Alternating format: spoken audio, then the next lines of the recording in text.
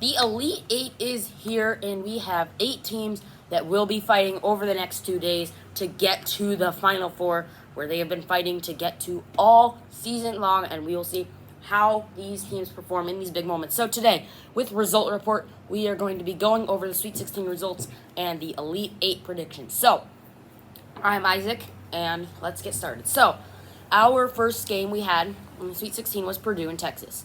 I had Purdue winning. That was correct. Iowa was 6 of 8 overall with my predictions.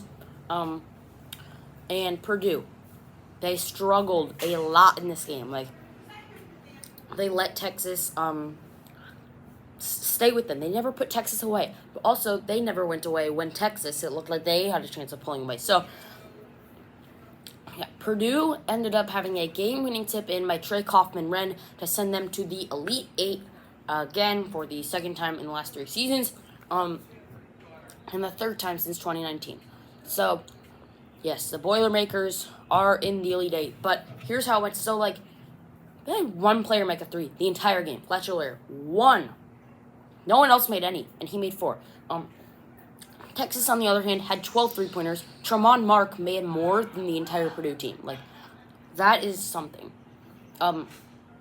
Also felt like the refs didn't do a good job on either side. They kept doing a bunch of reviews to see, upgrading for flagrant ones. I couldn't tell who was hooking first, but, I think it was both of them. Honestly, Boca Titus tried to hook, and then I guess, Trey Kaufman-Renn kind of too. But they hooked. There was a lot of hooking and stopping, which really favored Texas in this game. And there were a lot, and the foul calling was very different. It felt like Purdue had to do not very much to get a call, but Texas, they were only calling the blatant ones. So again, Purdue still won, but they had to go fight and earn it to get this one. So the next game we are going to be covering is, if I remember correctly, Nebraska and Iowa. Iowa didn't take the lead till there were just over 2 minutes left in this game. So Nebraska controlled it the whole way. They were up 10. They started up 12-2, and they were up the entire game. And then Iowa just took it from them. There was a moment late in the game when Nebraska only had 4 players on the court with a minute to go. They were down by 3. And Iowa just heaved it, and they had an and-one dunk. So that's why they lost that game. It's sad for Nebraska, but Iowa, congratulations. You're in the Elite Eight. And next game, Arizona and Arkansas. I was correct on the Iowa game, too. This one, I was also correct. Arizona kind of dominated this one. They only shot 8 threes. They were 5 of 8. They only shot 8 of them. But they made them count, and they just could not be stopped inside. Couldn't get stopped. It seemed even when you look at the box scores, but when you look at the shooting, that was the difference. Shooting percentage. And Arizona just dominated inside. They scored at will. So that's why they won that. And they are looking like the best team in this tournament clearly right now.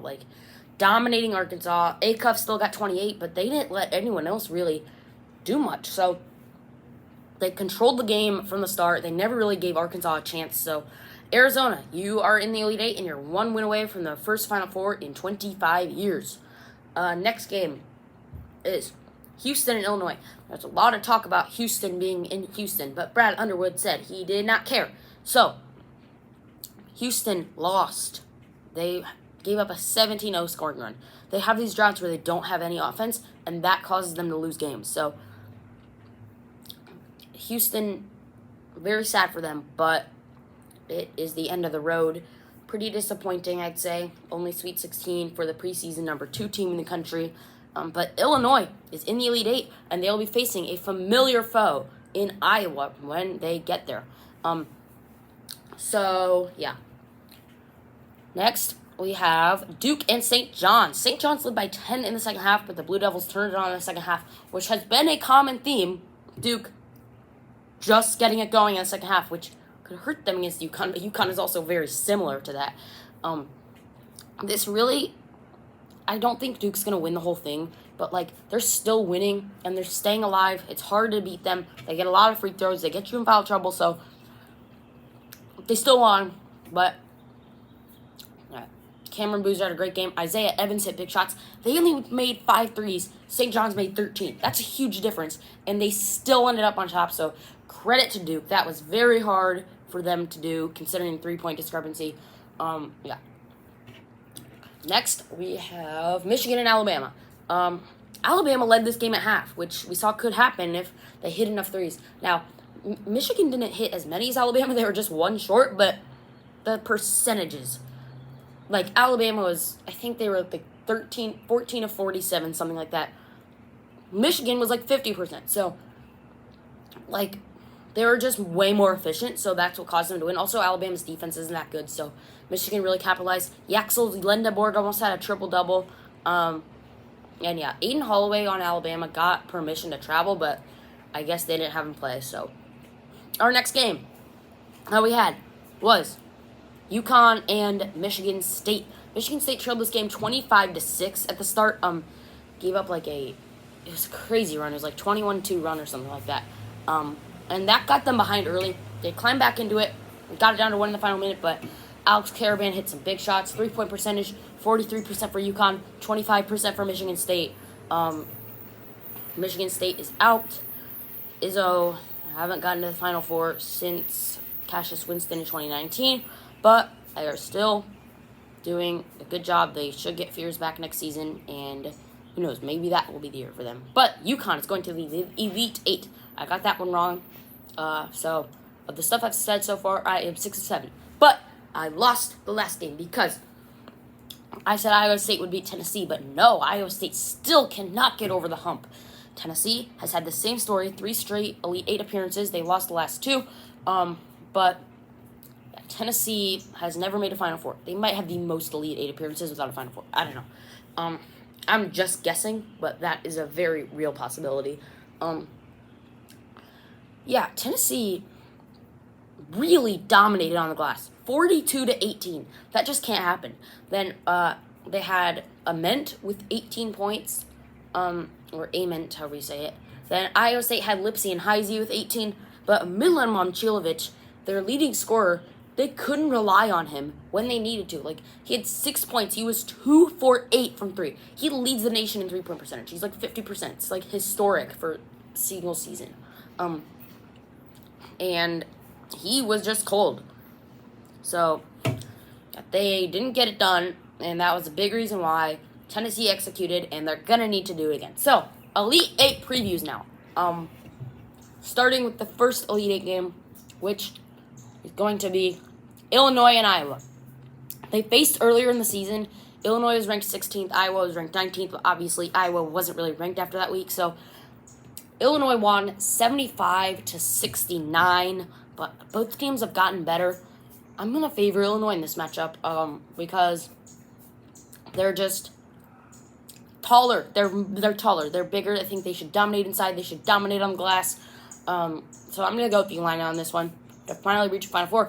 But don't be shocked if Iowa does it too, because these teams are they were close when they played. Next one, Purdue and Arizona. It is so hard for me to find anyone that is giving Purdue a chance at all in this game. I will give them a chance. Because people said, like, I can't find anything of why Arizona is not better than Purdue. But any areas where Purdue is better, like, they have better point guard play. Like, Trey Kaufman-Renko, Pete, they're basically the same thing. Except Kaufman-Renko might rebound more. Rebounding is going to be the key because the Cats dominate the glass sometimes. And inside, like, I don't think Kaufman-Renko and Clough are going to let them dominate the inside, but they've got to stop Bradley and Burries from scoring. They're going to need to make more than 4 threes. Arizona's not going to shoot many. And what we've seen when Purdue loses is because they give up a bunch of threes. Arizona doesn't shoot that many, so this could be a close game, but I'm going to go with the Cats to win this one because I think they're just better. It feels like a UConn situation as a Purdue fan. Like, they just seem better. Now, Purdue could end up winning this one, but it's also going to be like a road game. It's San Jose, and it will mostly be Arizona fans.